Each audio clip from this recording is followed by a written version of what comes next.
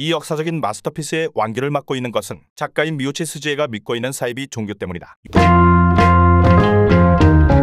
엄청난 수입으로 화제가 되기는 하지만 만화가는 대표적인 3D 직종이다. 몇 년 이상 장기 연재를 한 만화가 중에 질병 하나 안 달고 사는 만화가가 없으며 대다수의 만화가가 건강상 문제로 인해 휴재를 결정하기도 한다. 이처럼 만화라는 매체가 보기에는 굉장히 편하지만 만들기에는 혹독한 노동량을 필요로 하는 작업인 만큼 적지 않은 만화가가 연재 도중 그리는 걸 포기하고 싶다는 유혹에 빠지기도 한다. 그러나 직장인이 사표를 마음속에 품고 있어도 퇴사를 못하는 것처럼 만화가들도 생계상의 이유와 편집자라는 감시자의 존재 덕분에 결말까지의 마라톤을 성공하게 되는 것이다. 하지만 세상에는 시스템을 초월하는 예외적인 존재들이 어김없이 등장하는 법이다. 작품이 너무 크게 성공해서 경제적으로도 여유롭고 거장의 반열에 올라버려서 편집자들도 치질을 가할 수 없는 이들이 있다. 이번 영상에서는 엄청나게 재밌는 만화를 그려놓고 어느 순간부터 연재를 안 하기 시작해서 독자들의 눈물샘을 자극하는 만화들을 정리해보겠다. 아무광 하기와라 카즈시.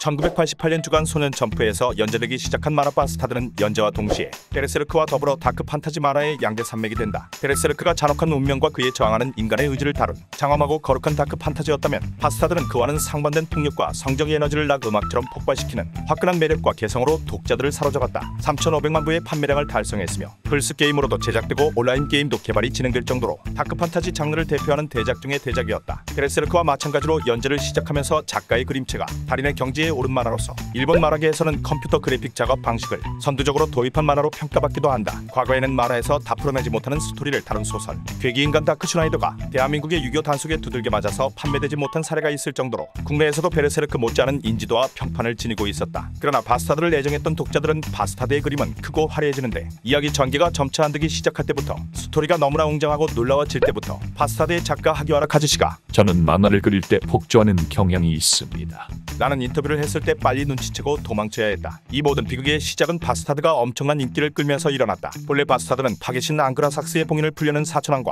그것을 막는 다크 슈나이더의 이야기 어둠의 반역 군단으로 마무리를 지을 계획이었다. 그러나 바스타드가 경이로운 인기를 끌게 되면서 편집부는 욕심이 생겼고 바스타드의 스토리 연장을 요구하게 된다. 인기작을 강제로 늘려버리는 점프 편집부의 악명은 현재와는 비교가 되지 않는 수준이었고 결국 하기와라 카즈시는 이를 받아들이게 된다. 그러나 연재 처음 팔팔했던 작가는 이미 연재로 인해 몸이 망가진 상태였고 건강상 문제와 억지로 연장된 스토리 수습에 어려움을 겪으면서 빈번하게 펑크가 발생했고 결국 소년점프에서 연재가 종료된다. 그래도 워낙 팬덤이 두터웠던 만화였기에 개간지로 연재처를 바꿔서 1년에 단행본 2권 정도의 페이스로 연재를 하게 된다. 그런데 개간지로 바꾸고 작업시간이 넉넉해지니 작가인 하기와라 카즈시는 본격적으로 자신의 작품을 영원불멸의 명작으로 만들겠다는 마음을 품고 미우라 켄타로 못지않은 퀄리티 욕심을 부리게 된다. 이에 따라 자연스럽게 연재 텀은 더욱 길어졌고 바스타드는 1년에 한 권씩 발행되는 만화가 된다. 이때까지만 하더라도 팬들도 납득할 수 있는 만화였지만 바스타드의 인기는 다시금 작품을 비극으로 몰고 간다. 소년점프의 황금기를 이끌었던 인기작들 드래곤볼, 슬램덩크, 유백서가 잇따라 완결이 되고 점프의 판매 부수는 수직하락을 하게 된다. 이에 편집장은 인기작 바스타드를 점프로 소환하게 된다. 그리고 개간지를 읽지 않던 독자들도 유입이 되도록 새로운 스토리로 다시 시작하자는 제안을 하게 된다. 하기와라 카즈시는 이 제안을 수락하고 제대로 폭주하게 된다. 당연히 스토리는 수습이 불가능한 수준으로 가게 되고 바스타드는 상습 유제작이 된다. 결국 울트라 점프로 가서 격월 연재를 하는 것으로 계획을 세우지만 작가가 디지털 작업 방식에 흠뻑 빠지게 된다.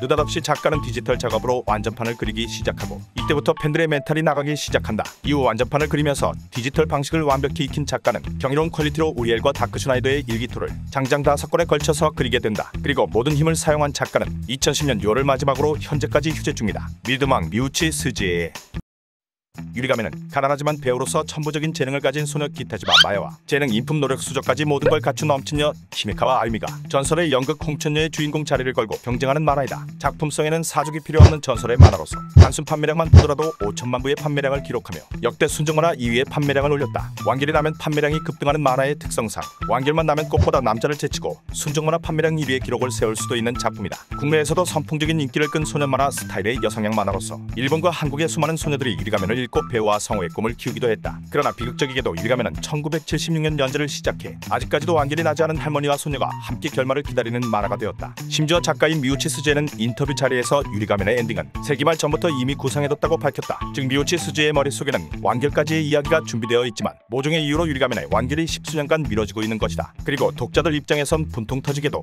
이 역사적인 마스터피스의 완결을 맡고 있는 것은 작가인 미우치 스즈에가 믿고 있는 사이비 종교 때문이다. 유리가면의 작가 미우치 스즈에가 일본에 쌓인 SIB 종교 ON 네트워크의 교주로 활동하고 있기 때문이다. ON 네트워크는 우주에 존재하는 신들을 숭배하고 계시를 받는 것을 목표로 하는 SIB 종교로서 ON 네트워크의 공식 사이트에는 유리가면의 만화가 미우치 스즈에가 주최하는 정신세계를 탐구하는 사람들의 모임이라고 소개글이 적혀있다. ON 네트워크에 입회하는 방법은 이력서를 제출한 뒤 미우치 스즈에 앞으로 연회비 5,000엔을 송금하면 된다. 미우치 스즈에는 1987년 우주신의 계시를 받았다고 인터뷰에서 밝혔으며 유리가면의 지독한 휴재가 1993년부터 시작된 것을 보면 ON 네트워크 활동이 유리가면의 연재에 심각한 영향을 준 것으로 짐작된다. 설상가상으로 미우치 스즈에는 2008년부터 슬럼프를 극복했다 밝히고 다시 연재를 시작했으나 2013년부터 다시 무기한 휴재를 선언하고 2016년 남편의 뇌신경 손상으로 입원하게 되면서 유리가면은 지금까지 휴재 중인 상태이다. 이대로 이 전설의 만화는 미완의 명작으로 남을 위기였지만 다행히도 2021년 미우치 스즈에는 자신의 트위터에 반드시 유리가면을 완결시키겠다는 각오를 올렸다. 부디 이 전설의 만화가 활용점정에 성공하기를 기원한다. 설정왕 나가노 마모로.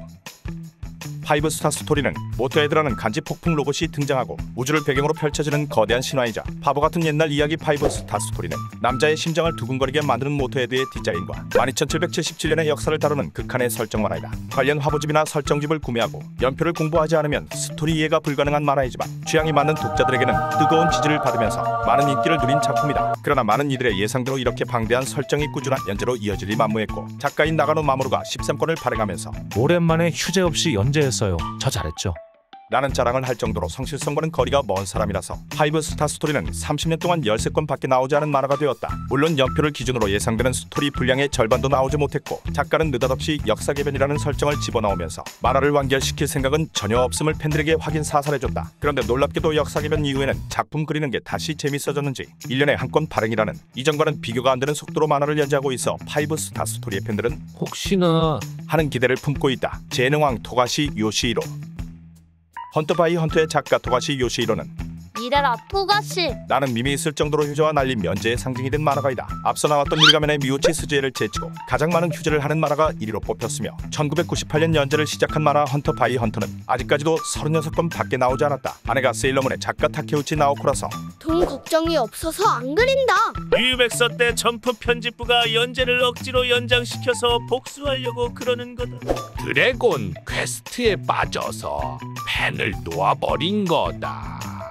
같은 비판들이 있지만 다른 작가들에 비해 토가시의 휴재는 욕먹기에는 억울한 점이 있어 보인다. 토가시 본인이 만족할 만한 소재가 없는 이상 잘 그리지 않는 사람으로도 알려져 있지만 그는 유백서 연재 당시 허리가 안 좋아서 주변에서 휴재를 권장했으나 프로라면 마감을 지켜야 한다면서 누워서 만화를 그리기까지 한 인물이다. 문제는 이때의 열정이 지금 토가시의 발목을 잡고 있는 중이다. 토가시는 대변을 보고 나면 스스로 닦을 수가 없어서 샤워를 해야 할 정도로 심각한 요통을 앓고 있고 이렇게 몸 상태가 안 좋으니 당연히 하루 종일 앉아 있어야 하는 연재는 불가능한 수준이다. 이미 이런 본인의 몸 상태를 예상하고 편집부와는 자유 연재 계약을 맺었으니 토가시 개인의 입장에서는 전혀 잘못한 게 없는 수준이다. 물론 게임을 일단 자세로 했던 게 문제라면 문제이다. 토가시가 밝힌 바에 따르면 이제 의자에 앉아서 작업하는 건 불가능한 수준이 되었고 누워서 작업을 하는 편이라고 한다. 이 때문에 헌터 바이 헌터의 완결을 보는 것은 불가능한 수준이겠지만 토가시 본인이 헌터 바이 헌터의 완결에 강한 의지를 가지고 있고 2022년 토가시가 헌터 바이 헌터의 원고를 작업 중인 사진이 게시되었기에 토가시의 팬들은 욕하면서도 그의 만화를 기다리고 있는 중이다. 마왕 이노우의 다케이코.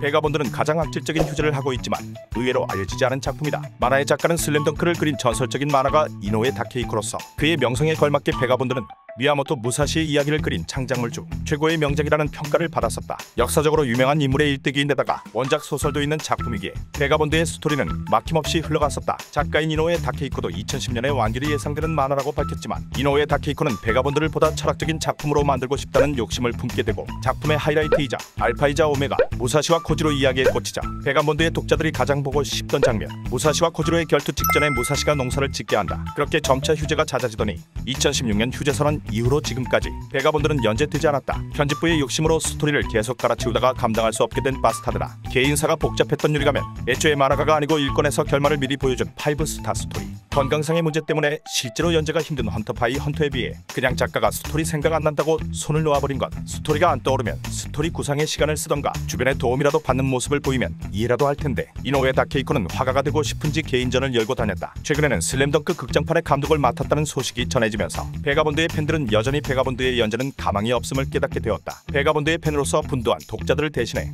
이노우의 다케이코에게 한마디 하겠다. 제발 베거본드 좀 그려주세요. 영상 끝.